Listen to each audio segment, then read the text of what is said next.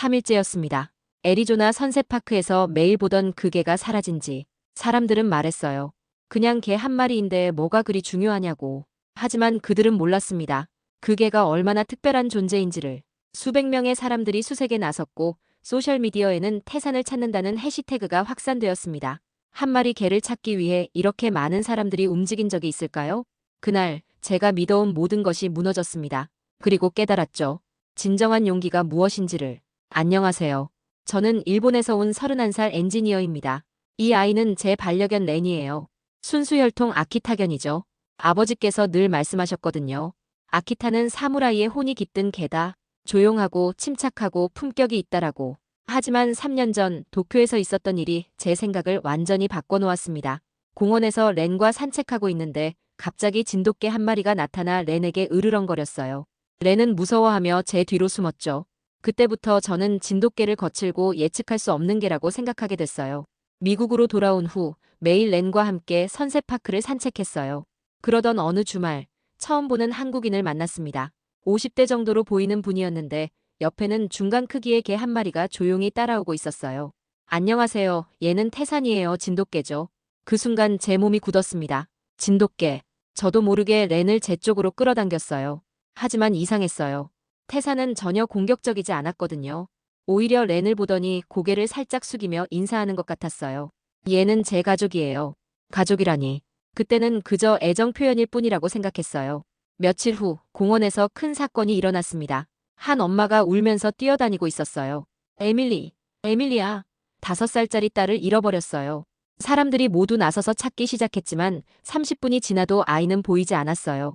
그때 태산이 이상한 행동을 보이기 시작했어요. 계속 공원 북쪽을 향해 가려고 하는 거예요. 주인분이 태산의 목줄을 풀어줬어요. 태산은 즉시 북쪽으로 달려가기 시작했습니다. 저희는 태산을 따라 공원을 벗어나 근처 주택가로 들어갔어요. 태산은 마치 정확한 목적지가 있는 것처럼 계속 앞으로 나아갔습니다. 15분쯤 걸었을까요? 한 집 뒷마당에서 태산이 멈춰 섰어요. 그리고 작게 짖기 시작했습니다. 집 안에서 할아버지가 나오셨어요. 아, 그 아이 말이에요? 30분 전에 울면서 여기 왔더라고요. 지금 안에서 과자 먹고 있어요. 에밀리가 엄마 품에 안겼을 때 모든 사람들이 박수를 쳤어요. 그리고 모두의 시선이 태산에게로 향했습니다. 어떻게 알았을까? 정말 신기해. 그날 태산은 공원의 영웅이 되었어요. 그리고 저는 처음으로 태산을 다시 보게 됐습니다. 일주일 후 또 다른 일이 있었습니다. 평소처럼 산책하던 중 태산이 갑자기 이상한 행동을 보이기 시작했어요. 계속 킁킁거리더니 특정 방향을 향해 불안해하는 모습을 보였습니다. 저희는 태산이 가리키는 방향으로 걸어갔어요. 공원에서 200m 떨어진 아파트에서 이상한 냄새가 나기 시작했어요. 연기 냄새였어요. 1층 한 집에서 연기가 피어오르고 있었죠. 저는 급히 911에 신고했고 소방서에서 5분 만에 도착했습니다. 다행히 큰 화재는 아니었지만 더 늦었다면 큰일이 날 뻔했다고 하더라고요. 소방관이 말했어요. 누가 신고해 주신 거예요? 정말 다행이에요. 조금만 더 늦었으면 큰 화재가 날 뻔했어요. 그날 태산을 보는 제 시선이 완전히 달라졌습니다. 그리고 그날이 왔습니다. 제가 믿어온 모든 것이 흔들린 그 순간. 10월의 어느 토요일, 공원에 검은색 핏불 한 마리가 목줄 없이 나타났어요. 가게 주인 어디 있어요? 위험해요. 사람들이 웅성거리기 시작했습니다. 그 핏불은 꽤 컸고 흥분한 상태였어요. 그때 놀이터에서 5살 정도 되는 소피가 공을 핏불 쪽으로 굴려버렸어요.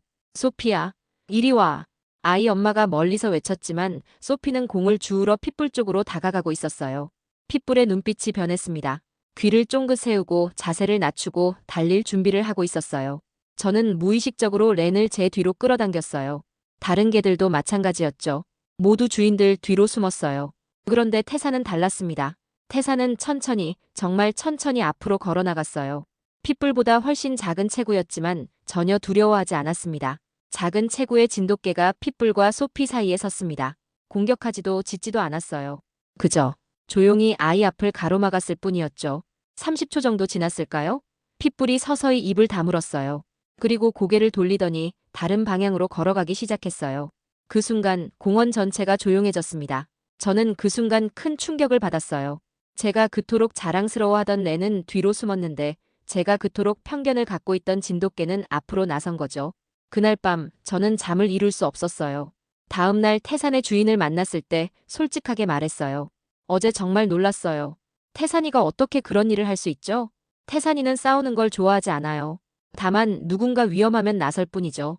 태산이를 처음 발견했을 때 산에서 혼자 있을 때도 다른 작은 동물들을 보호하고 있었어요. 새끼 고양이들이랑 함께 있었거든요. 그제서야 이해했어요. 진돗개가 고대의 수호자라고 불리는 이유를. 그들은 태생부터 누군가를 지키기 위해 존재하는 개였던 거예요. 저도 변하기 시작했어요. 렌에게 명령하는 대신 기다리고 지켜보고 믿기 시작했죠. 12월 초 예상치 못한 일이 일어났습니다. 어느 화요일 아침 태산의 주인에게서 급한 전화가 왔어요. 태산이가 없어졌어요. 어제 저녁 산책 나갔다가 갑자기 어디론가 뛰어가더니 사라졌어요. 소식은 금세 퍼졌어요. 태산을 아는 사람들이 모두 나섰거든요. 소셜미디어에는 태산을 찾는다이라는 해시태그가 등장했어요. 지역 방송국에서도 취재를 나왔어요. 소셜미디어에서 태산을 찾는다라는 해시태그가 확산되고 있습니다. 한 마리 개를 찾기 위해 이렇게 많은 사람들이 나선 건 이례적인 일인데요. 첫째 날, 둘째 날, 태산은 보이지 않았어요. 3일째 되는 날 오후, 드디어 소식이 왔어요. 여기 있어요. 태산이 찾았어요. 장소는 공원에서 2km 떨어진 야산이었어요. 작은 동굴 같은 곳에서 태산이 뭔가를 지키고 있었던 거예요. 새끼 고양이 2마리였어요. 태산은 3일 동안 길 잃은 새끼 고양이들을 보호하고 있었던 거였어요. 자신의 안전보다 작은 생명들을 지키는 것이 더 중요했던 거죠. 주인이 태산을 끌어안으며 말했어요. 바보야, 걱정했잖아. 그래도 잘했어. 그날 저는 완전히 깨달았어요. 어릴 때 혼자 살아남았던 태산의 경험이 다른 생명을 구하는 능력으로 발현된 거였다는 걸요. 지금도 매일 공원에서 태산과 렌을 만날 수 있어요. 태산은 여전히 조용하고 여전히 주변을 돌보고 있어요. 렌도 태산을 따라 조금씩 변해가고 있고요. 어떤 사람들은 말해요. 그냥 개잖아라고. 하지만 태산을 아는 사람들은 알아요. 때로는 네 발로 걷는 천사가 있다는 걸요. 태산이가 우리에게 가르쳐준 건 단순해요. 크기는 중요하지 않다. 용기는 마음에서 나온다. 그리고 진정한 영웅은 조용히, 묵묵히 자신의 일을 해낸다는 것. 사람들이 묻곤 해요. 태산이의 비밀이 뭐냐고. 그런데 사실 비밀은 없었어요. 태산이는 그저 자신이 해야 할 일을 했을 뿐이에요. 작은 체구지만 큰 마음을 가진 진정한 수호자였던 거죠. 여러분도 태산이 같은 특별한 동물을 만난 경험이 있으신가요? 혹은 편견을 깨뜨려준 누군가가 있으신가요? 댓글로 들려주세요. 그리고 이 이야기가 마음에 드셨다면 좋아요와 구독 부탁드려요. 다음에도 더 감동적인 이야기로 찾아뵙겠습니다.